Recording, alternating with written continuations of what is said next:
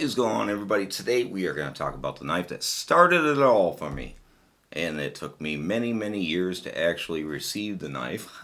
This is the Cold Steel, better known now as the Master Tanto. This was my father's knife. He has since passed away. So now it is in my possession. And this knife is what started it all. He brought this home late 80s or somewhere around there. I tried to date it by some of the blogging and stuff like that on how to look them up. There's a lot of different variations that they have done over the years, but this is the one that was made in Japan way back in the day. I remember he bought this at the mall in a big display of knives during the holiday season, and I was in awe over this knife. I could not even remotely afford it, not for many, many, many years. So for you guys that can't afford some of the more expensive knives, I have been through it for sure. And this knife was the holy grail for many, many years. And I have since added many knives to my collection, have come and gone also. But this one is special because obviously I got it from my father finally. Overall, because this knife means a lot. It was the first knife when I saw it.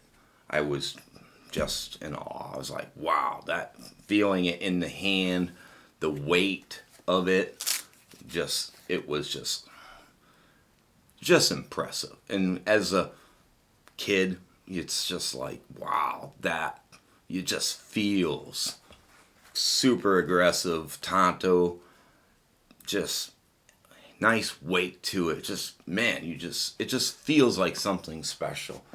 So let's go ahead and take a close look at this knife.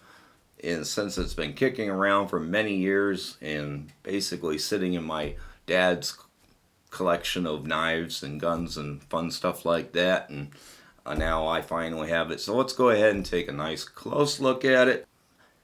Let me know down in the comments, what knife started it all for you? Was it something you saw somewhere? Was it the first purchase? Let me know down in the comments. Alright guys, let's take a close look at it. Alright, so here we are. The old leather sheath with a little bit of Velcro. That was pretty cool to see even back in those days.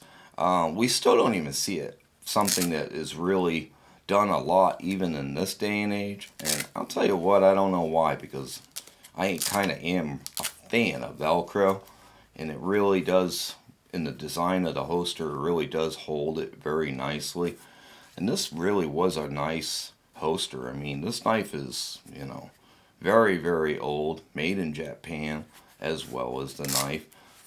Just everything has really held up very nicely over the years. The handle's gotten obviously kind of fadey.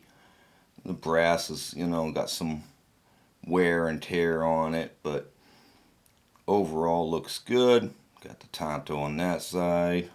We have Cold Steel Ventura California, made in Japan.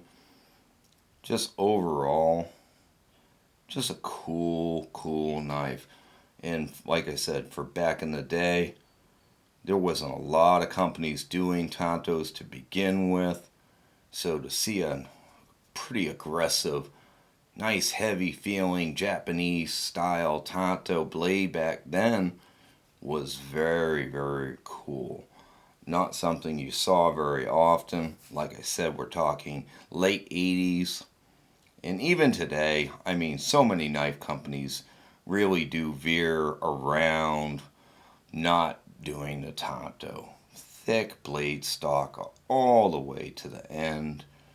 Nice hollow grind, flat up the front. Just very cool. The weight alone is just super cool. Let's break out the Master Tanto now. This is obviously a way bigger, way longer version, but you can kind of see the fingerprint that was laid from the old version to even the newer version.